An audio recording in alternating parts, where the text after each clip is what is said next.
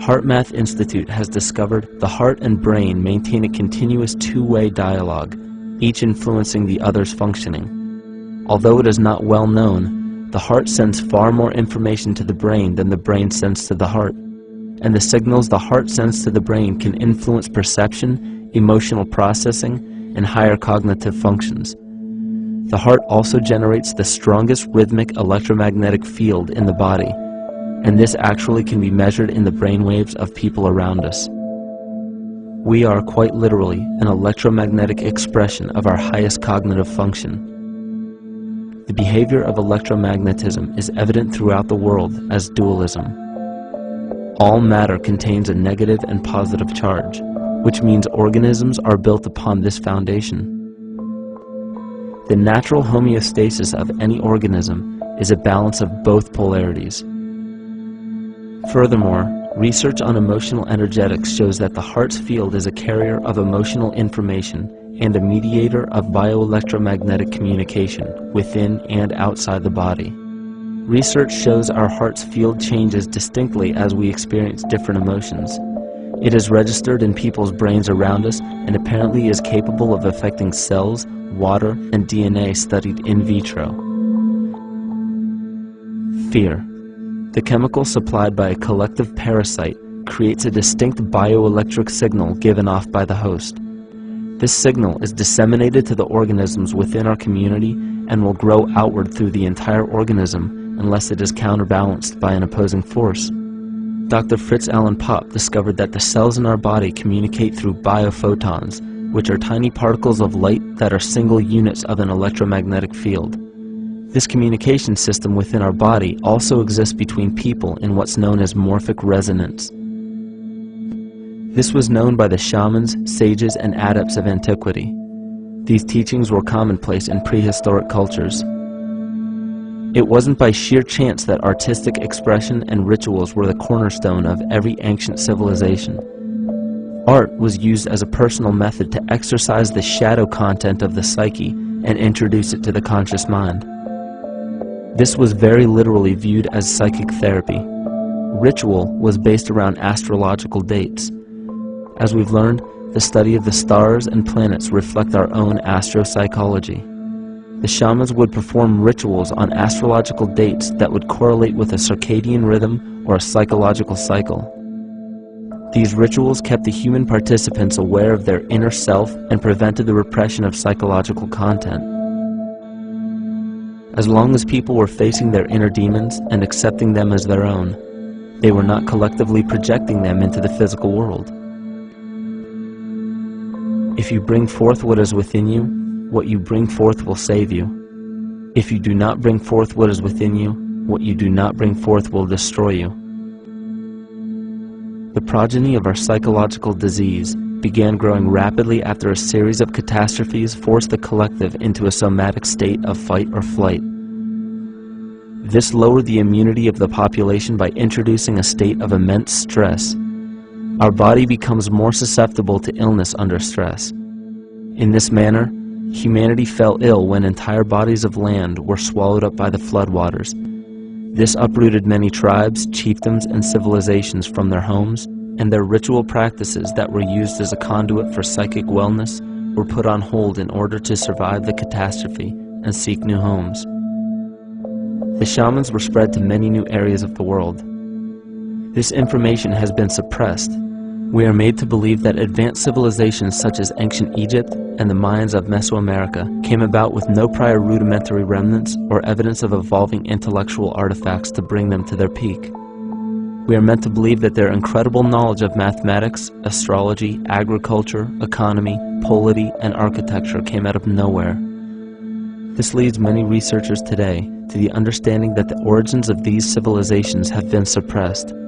Not surprisingly, the force that has guided the suppression of this knowledge comes from the exact bloodline of the political and religious leaders stated previously. These are some of the notable book burnings and suppression of important texts in our history.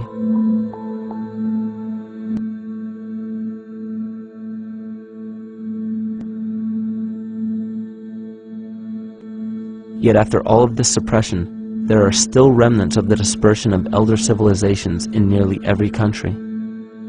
There is tremendous evidence of ancient cultures visiting North America long before the conventional belief of European colonization.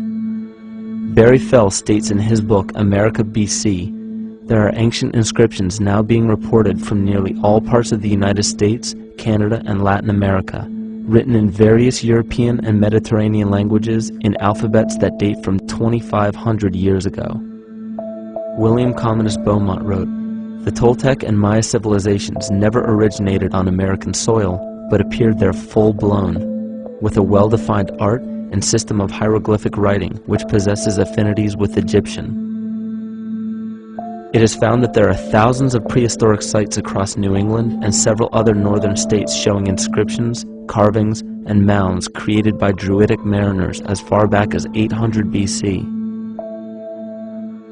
To suppress this information further, it was not only imperative for the bloodline to burn the documented texts containing true historical information, but to wipe out the cultures that derived from these ancient shamans.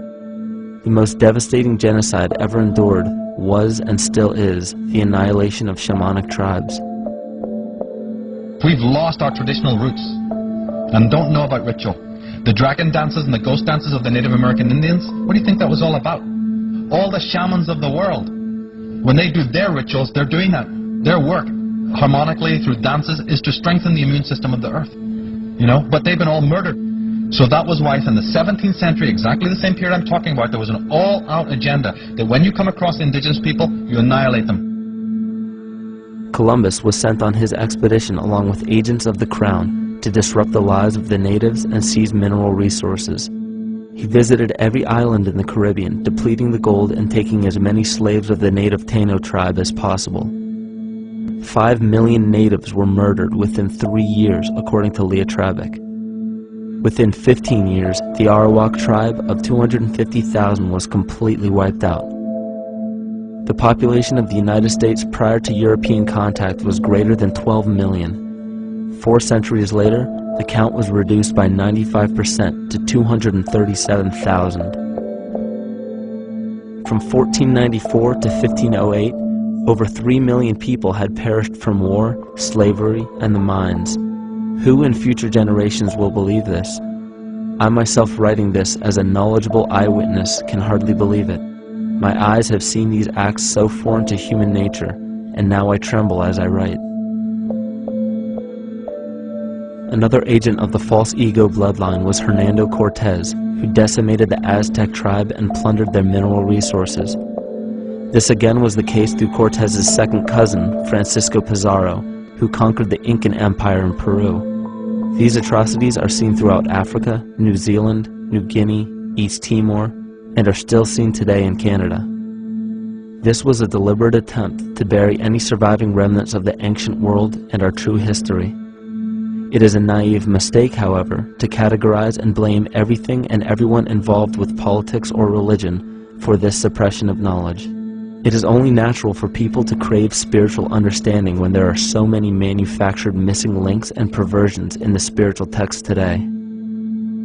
And due to this void of spiritual wisdom, honest and moral people who are simply trying to understand their place in this world become the prime consumer market for those who wish to exploit this vulnerability.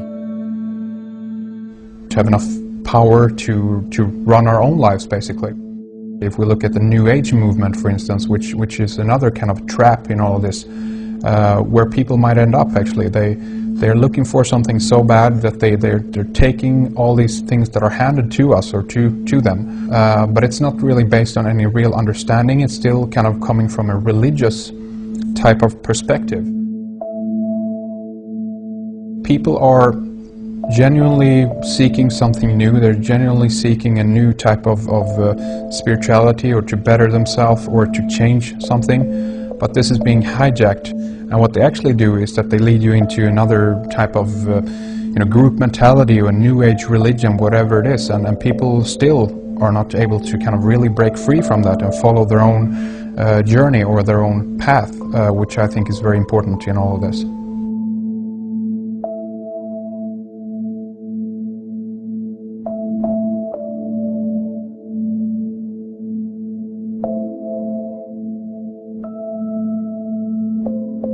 In the pre-Christian era, there were several cults of incredible power, most notably the stellar, solar, Saturnian, lunar, and mushroom cults.